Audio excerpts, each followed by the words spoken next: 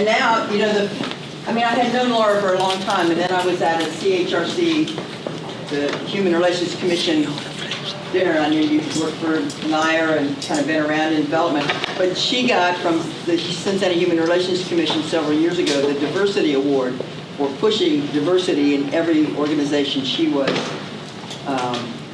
involved with. So right there, she got a gold star in my book.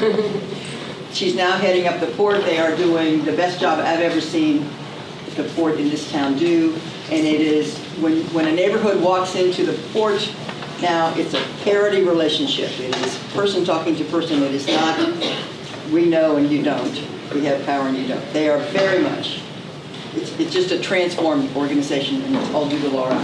And she's going to talk to us. I don't know, it's all due to me, but thank you very much. And thanks for having me. And I'm humbled by this group, I have to say. And if you're not on our mailing list, please see Allison or me afterward and give us your email address, because this is a tremendous assemblage of people. And if we're not working with you now, we look forward to working with you more in the future.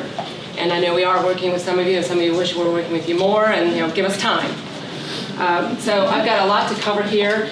And instead of just asking you to hold all your questions till the end, because I'm going to bounce around a lot of different subjects, please feel free to stop me at any time and ask questions. I know this is a very friendly, engaged group, and I suspect you have a question or two, or maybe a challenge, or maybe just be nice to me. That's all I ask. So I'm going to cover a wide range of things, and I thank Allison for putting this together.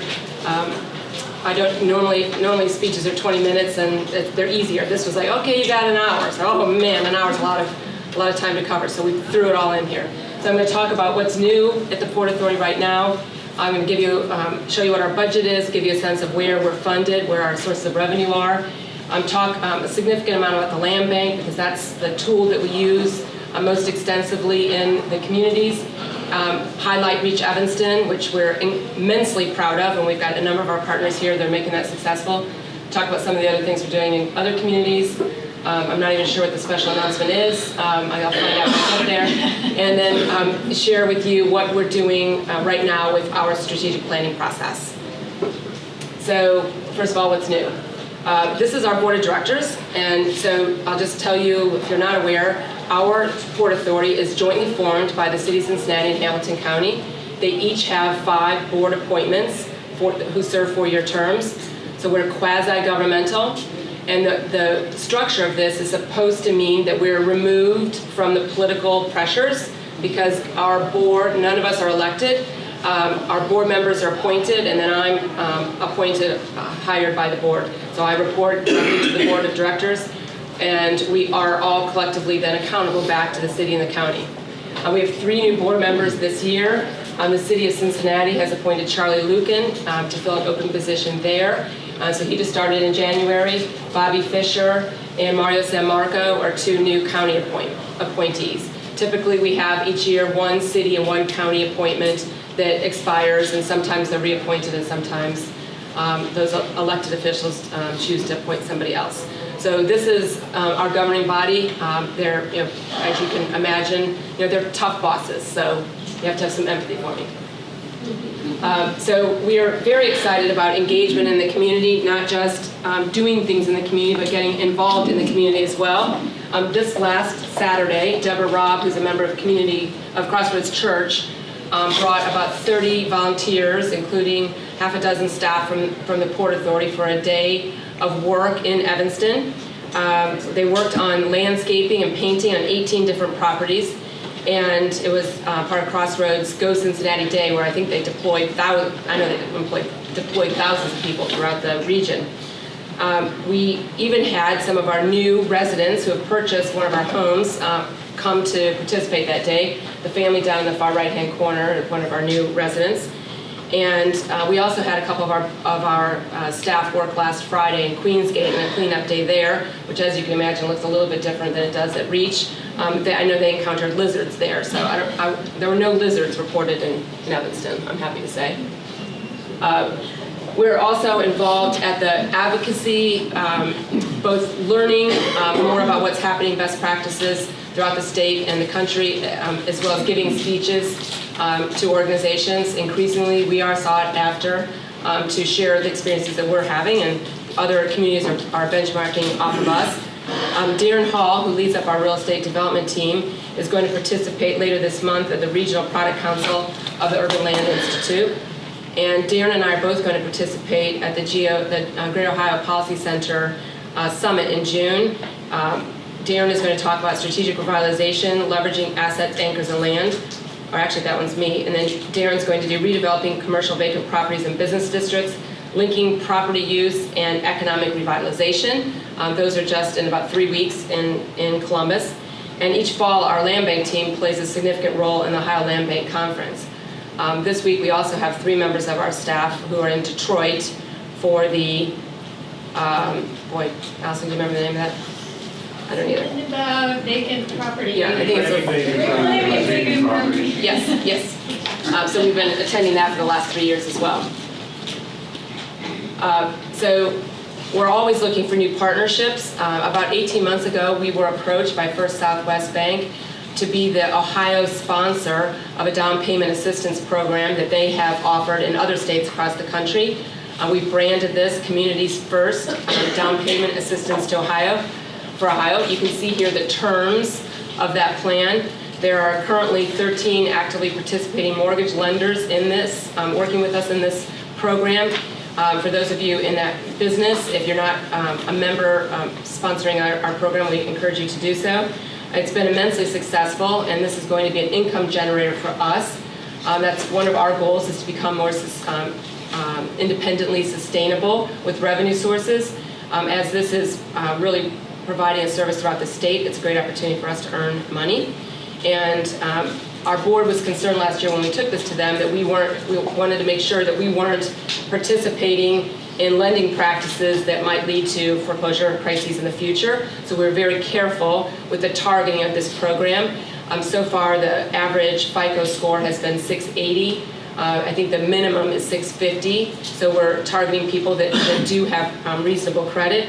The average household income is $45,000. The average mortgage is $105,000. So it's really targeting a group of people that perhaps the 3% down payment assistance makes a difference, and their loan payments then will often be less than what the rent payments were previously. So obviously that's something we want to encourage, is more home ownership. So this is also a program that does not have a first-time home buyer requirement, which makes it also attractive. The major competitor for this program is OFA. One of the things we've heard about our program and its appeal is that it's all automated, no paperwork involved, so that makes it easier for the lenders and gets answers back to the borrowers more quickly. You may have heard our office has moved. We're downtown in the same building where the Chamber of Commerce is on the 1st and 2nd floor, and then on the 3rd floor of that building is the Port Authority, READY, which is the organization that's responsible for the attraction and retention of new businesses to our area, and then the CDC. So we've got, as I say, it's nice to have the big boys next door, so we can access some of the clout that we need at times. So if you haven't been to our offices, we welcome you to come visit us there. We've also been the recipient of a couple of awards recently. We received the Green Business Award in the nonprofit service category for our partnership with the Greater Cincinnati Energy Alliance on the launch of a PACE program, which is Property Assessed Clean Energy. This is the Energy Alliance has been targeting residential property owners with programs like this for some time. This is taking it to a commercial level. It's a program that encourages property owners to invest in upgrades to anything from their HVAC system to solar system. It's going to be expanded to include water as well. It also works for manufacturing equipment modernization, and the property owner does request an assessment on their property tax bill, and that allows them to pay for the improvements that they're making over a long term on a fixed rate basis.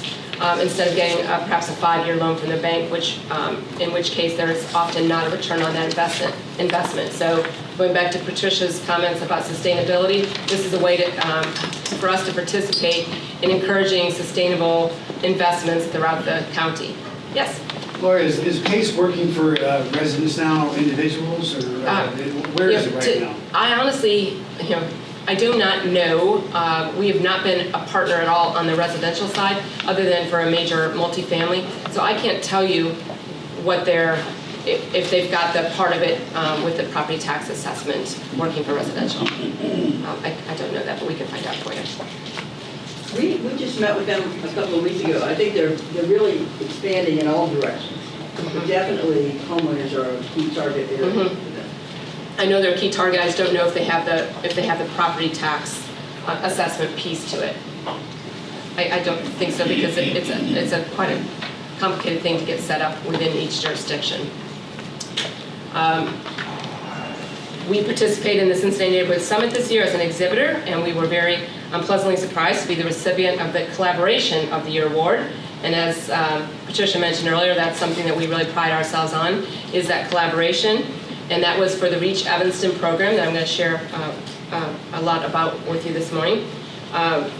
This was awarded, the criteria was a successful project in a community that results in the collaboration of neighborhood leaders and organizations with other organizations inside or outside the community. So we're pleased that Vice Mayor David Mann presented that award to Ms. Enzora Atkins, who's head of the Evanston Community Council, who's usually in this building somewhere. So to give you a sense of what our operating budget looks like for 2015, you take a look at these pieces of the pie. The two 700s are the funding that we receive on an annual basis for operations from the city and the county. So it's a big step forward for us that is really half of our pie. So in our move to become less dependent on subsidy, we've moved to the point where the funding from the city and the county is now about half of our budget. We do receive capital funding. We've received capital funding from the city that we've invested largely in Bond Hill over the last 3 years. And if you've read about the Fountain Square South garage, we entered into a long-term lease with the city for that garage at the end of last year. We borrowed against the future revenues of the garage $8.8 million, some of which was used to fix the garage, which sadly had not been renovated in 30 years. And then we have $6.7 million that the city manager has approved and our board has approved for future investment in Bond Hill. So we've got work going on right now in the Bond Hill Business District, and also the acquisition of the former Army, well, still currently an Army Reserve base there that we are in the process of acquiring for transition to an expansion of the Texel Park. So all of the money that we've really received from the city and capital funds has gone into the neighborhoods. We expect to earn close to what we received from operating grants this year. And those come from our financing fees we earn for real estate services, and management fees. As you know, we manage the county land bank. We also, in the last year, have taken over the management of the foreign trade zone and the city of Cincinnati Energy Special Improvement District. I'll talk about the HERC in a little while. So that's just a quick picture of our budget. If anybody had any questions about that. Yes? Do you project when you will get off of the county and the city? No, as part of our strategic planning process, we're right now on the in the part where we're deciding what we're going to do over the next 10 years, and then we'll go backwards from that to do the budgeting. But our long-term success is obviously dependent upon us being self-sustaining. Most of the ports that you look at, whether they're in Ohio or in other states, started off with, obviously significant reliance on the jurisdictions that formed them. And in some cases, port authorities have been given, 1,000-acre tracts of land, former closed plants or something. There are ports that operate airports, ports that are operating working ports on the river. Obviously, if you're given a revenue-generating source, that makes it a little bit easier. The garage that we have what we did was borrow against that, so we'd have money to make investments in right now. On an ongoing basis, we'll receive $100,000 to $200,000 a year from the garage, but obviously that's not enough to get us to self-sustaining. So who mediates on your board? You've got 5 county, 5 city reps. Is there anybody who